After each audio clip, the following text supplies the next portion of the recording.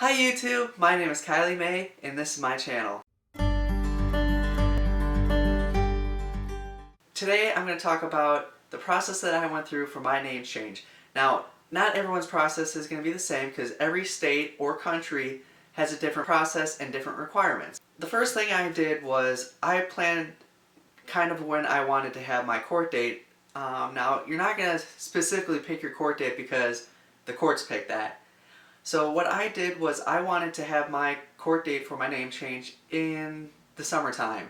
So I started working on my stuff back in the spring. So the first thing I did was I emailed my clinic, the Whitman Walker Clinic of DC. I talked to the legal department. Now, they have monthly events where they have a process where you can set up to get your name changed and they'll do all the documents and everything for free. The downside is you have to reside in Virginia, DC, or Maryland for them to do that because they don't have lawyers for any of the other states. So what they did was they told me to get in contact with the Mazzoni Clinic in Philly. So I emailed the Mazzoni Clinic in Philly and they sent an email back saying, alright, just fill out this questionnaire and we'll work on your petition. So some of the questions that they asked was, what is the full name I'd be preferred to be called, what state I was born in, my birthday, the social, all the big main questions that you need to have for document changes. Now the other questions were, what gender do you identify as? What gender were you assigned at birth? Do you have any difficulties with your current name and gender? So after I sent in that questionnaire, they sent in a petition for me. So I went to the local courthouse, brought them the name change petition, and like I said, every state's different because there's certain requirements that you need before you even bring the name change petition. I had to have my fingerprints done on this wonderful sheet, and I had probably 6 of these sheets done. So once I had my fingerprints done and I had my name change petition, I went to the local Perthonery office. I think I pronounced that right. Like I said, every state's different and other states don't even have an office called the Perthonery office. I took my petition there and they filed it and they told me that I would have to pay a fee and then I would have to wait for the judge to pick a date. I was actually kind of hoping that day I would have my date, that way I can plan accordingly. Now this was back in June and I had 2 vacations that were going on between the month of August and September that I was driving back to Wisconsin for. My worst fear was that my court date would either cut into my vacation time or it would be during the school year. So while I waited for my letter to come in the mail for my court date, I had to do some other requirements that the state of Pennsylvania has for you. The first requirement is to have your name change petition published in 2 different newspapers. And so you pretty much have to wait till you get that court date so that way when you have the name change petition done in the paper, that way if anyone wants to object, they can come to your court hearing. Thankfully, no one showed up but me. So the other requirement after you get the newspapers, because you want to have that done at least published before your court date, because everything in the state of Pennsylvania has to be done within 30 days of your court, so it's very time restricted. So the next thing I had to have done was I had to have judgment searches done on me from the last 5 years.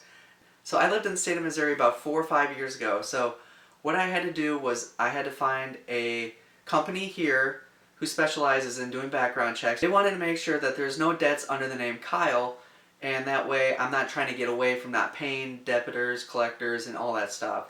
So I found a company here in Pennsylvania because it's a lot easier because that's what the state requirement is. So there's companies that do that. Got with them, they worked out everything, they'd send all the paperwork to me. Now, I had to find a place in Missouri. Now, Missouri, like I said, has different requirements. In the state of Missouri, when you go to your court hearing, you just testify that you have no judgments against you. You don't have to hire anybody, they just take your word. Not in the state of Pennsylvania. So, I had to hire my previous lawyer in the state of Missouri for my speeding tickets, and he had to do some stuff that he's never done before, and he kind of just winged it off of papers that I sent him with all the requirements. Now, that cost me $200, and I was very uneasy about it because I didn't know if he was going to have everything done in time. I sent everything to him about a month and a week before my court hearing. So I was nervous because first it was states over, And then because he's never done it before, that I was worried that he wasn't going to do it right. A week before my court date, I was actually in the state of Wisconsin for my upcoming high school reunion. I got an email from my lawyer in Missouri saying, hey, we just now sent out that paperwork, which was a Wednesday, and I had the court date that following Monday. And I was thinking, oh my gosh, they better like FedEx it, they better like send it quick. So those last couple days, I was super nervous because I was worried that because I didn't have this other judgment search in hand, that the judge was going to have me reschedule everything. And it made me a nervous wreck because one, I didn't know if it was going to cost me more money to have everything rescheduled, if I had to have everything republished, all the judgment searches done again. It was very stressful. So on top of that, with the high school reunion being on a Saturday, driving back on Sunday for my court date on that Monday, I was nervous that something was going to happen on my drive home. So it was a very stressful weekend, which it shouldn't have been because it was vacation time. So I actually got to the courthouse pretty early. My time was set for 1:30. I got there between 11 and 11:30. My whole objective was to go to the self-help center and just talk to them to see if everything that I had was alright, that I didn't have the actual copies from my lawyer in Missouri. And of course I get to the door and they weren't there. It was actually closed until 1 o'clock for whatever reason, and I was just thinking, great, this would happen to me on a very stressful day that I've had so far. So what I did was I actually went up to the courtroom, sat outside, and waited for the next hour, hour and a half. I didn't have my phone on me because here in York County they actually banned cell phones from being inside the courthouse. Once I was pulled into the courtroom, I thought it was going to be an open hearing, but I was completely glad that it was a closed hearing session. So there was only me, the judge, the stenographer, and like 3 other people who were there to help out. Once he looked over everything, he granted my name change, which was awesome. The whole process took not even 7-8 minutes. It was crazy. I thought it was going to be a lot longer than that. Then I asked him if he needed the official copies of my documentations that my lawyer was sending, and he said that because I had the copy that it was all right, that I would just need it for myself. Now don't take this as this is okay from everybody.